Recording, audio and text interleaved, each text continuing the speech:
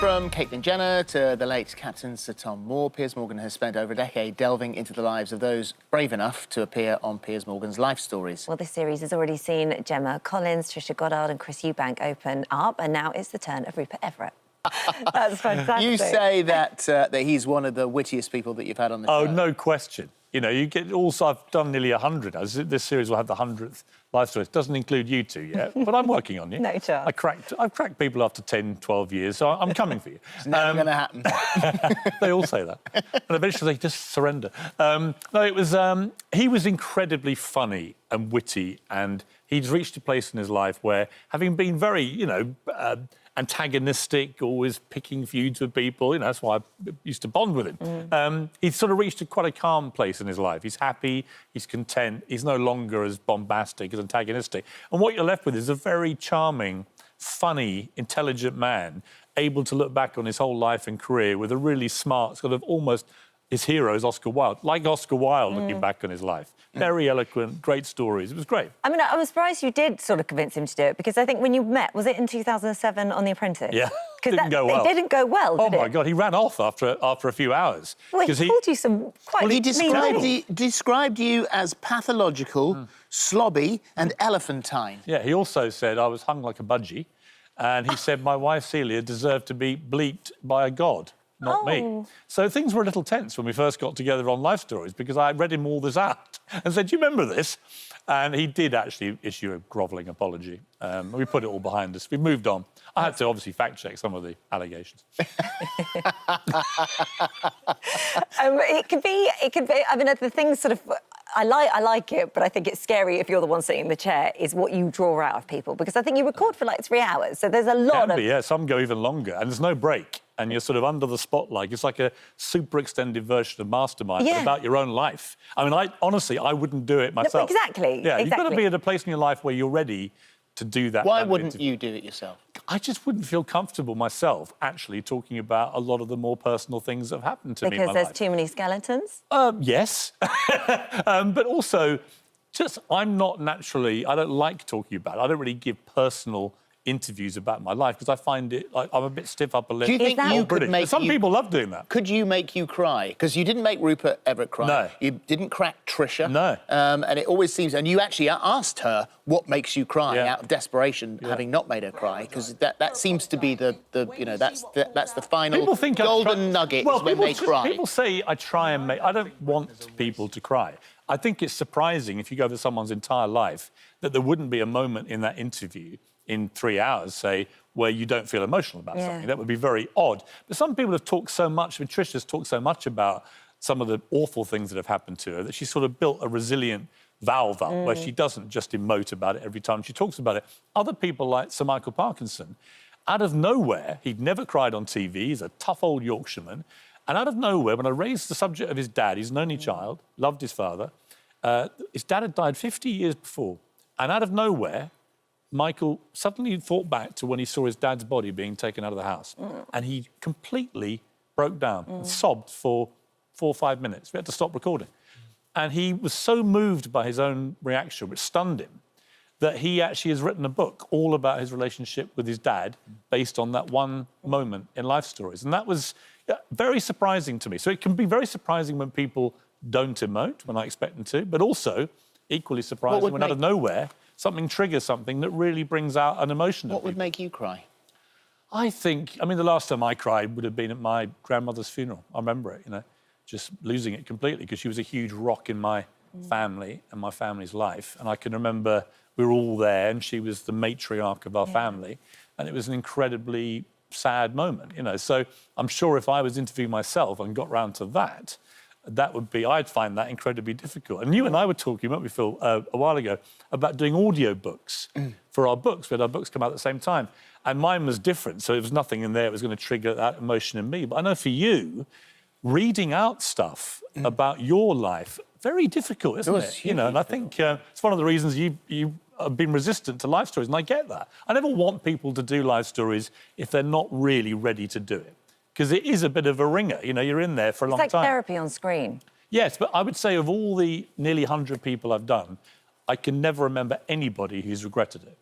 They've all been nervous about it before, Yeah. but they've never actually regretted it. They've always been very gratified. Do you have by the option reaction. to cut stuff out? No, I don't allow anyone to say I won't talk about that, because I say, well, in that case, don't do it, because you can't carve up bits of your life that suit you.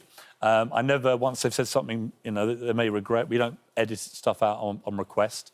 No, it's a kind of warts and all interview, but it's the only one like it on British TV, and I think that's why it's had such longevity. If Harry and Meghan had come to you and offered that interview to you rather heartbeat. than Oprah, you would? Yeah, but it'd be a very different interview.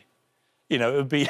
What worries me about what's going to be happening on Sunday, particularly in the light of the revelations today in the Times, is that we're going to get 2 hours of whining and we're the victims and it's all been awful. Are they not allowed to tell their story in their absolutely, way? absolutely. Because it is, I mean, essentially it's freedom of speech, which is something you But feel I don't strongly think about. you can say we demand privacy and no critical coverage of our lives and then do open-top bus interviews with camera crews for James Corden in Hollywood and then do a prime-time 2-hour Oprah special. What would you ask him? I would just say, you know... And Meghan. I would really get into the weeds about what really went down in just the 18 months that they were criticised. I'd say, look, you think the British media were against you. I actually think the media was incredibly supportive of them right to the point of the wedding. And then if you remember, there was a huge furore about her father and the big falling out. She disowned him and everything else. And from that moment on, from the moment they got married, they started doing a series of things which I think were worthy of criticism. They preached about the environment very loudly, but then we found out they were using private jets all the time. You know, they preached about poverty. They were tweeting about poverty on the day that Meghan was having a $500,000 baby shower in New York, and so on and so on. And each time they did these things and they got criticised for it, they couldn't handle the criticism. And this resentment against the press built up, I think, through their own missteps.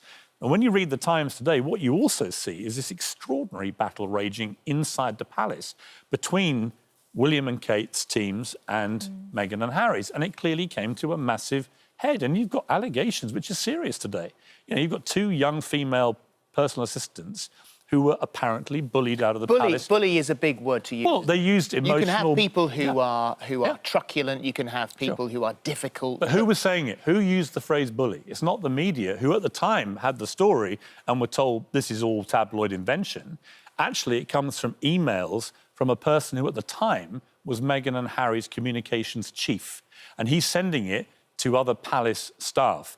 And nothing was ever done about that alleged bullying. And, you know, Meghan's all for the one saying, I want to hear women's voices. Well, the women that left the palace allegedly bullied out have all signed non-disclosure agreements, apparently, as part of their leaving. How does that sit with women being silenced or not being silenced? So I think we're going to watch this interview on Sunday. We're all going to watch it. ITV's airing it on Monday night.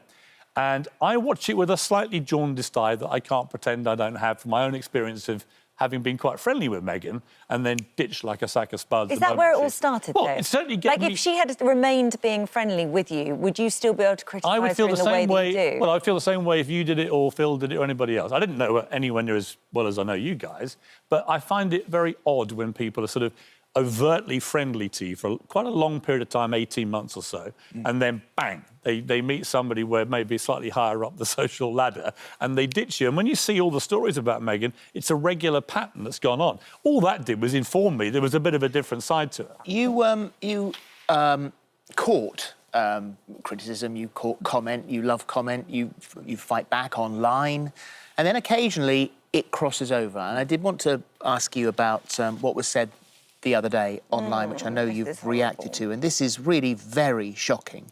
It was that this is a threat that said, you're a marked man.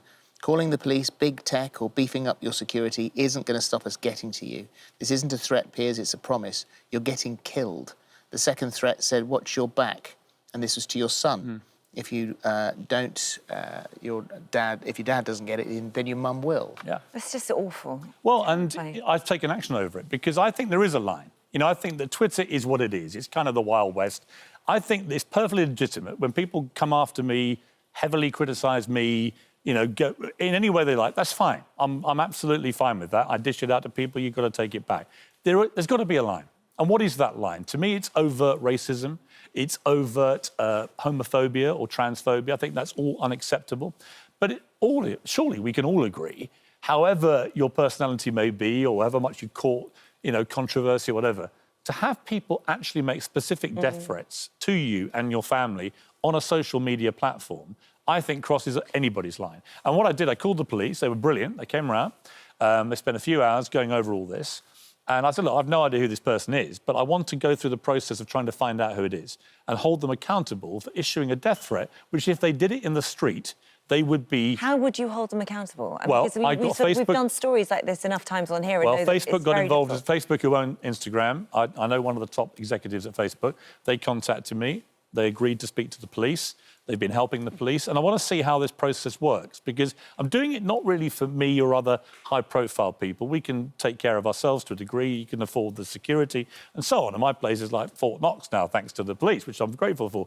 But what about regular people who every day have to put up with this kind of obscene stuff, like a death threat being made to them, with no ability to trace these often anonymous people? So I want to find out who it is, hold them to account for it, and send a message to people. In Australia, they've begun fining people who do this kind of thing, you know, tens of thousands of dollars. And it's really working in clearing up the kind of sewer which a lot of social media platforms have sadly become. No, I hope you get some sort of resolution with that. I really do. You know, I just think everyone has a line. And that, for me, I don't mind the rough and tumble. I bring a lot of it on myself. I'm quite happy to. I like being controversial. I like the debates, all that kind of thing. I'm not having that. It was done on my son's Instagram account too, under a picture he posted of me and him just walking together in a park, and this person thought it was okay to issue a specific threat to me and then one to my son and his mum, and it's just not acceptable. No, it's definitely not. Piers, thanks. Lovely to see you. I like it when you come in here. I like coming in here. I come off GMB, I kind of recalibrate. I try and get into my this morning persona, a little less hostile, less hostile, less angry, less shouty. Yes, yeah. I like it's not this, as much Piers. fun, obviously, but I do try. And I come and I go and have a little, you know, not too much coffee, get the caffeine levels down. By the time I get to you, I'm almost an acceptable human being. We'll be the judge of that. Piers Morgan Life Stories continues tomorrow at 9 p.m. on ITV. It's a cracker. Honestly, this is the funniest one we've done. Rupert Everett, funny guy. Thank you. And you two will be in the next series. No chance. No, we won't. Right.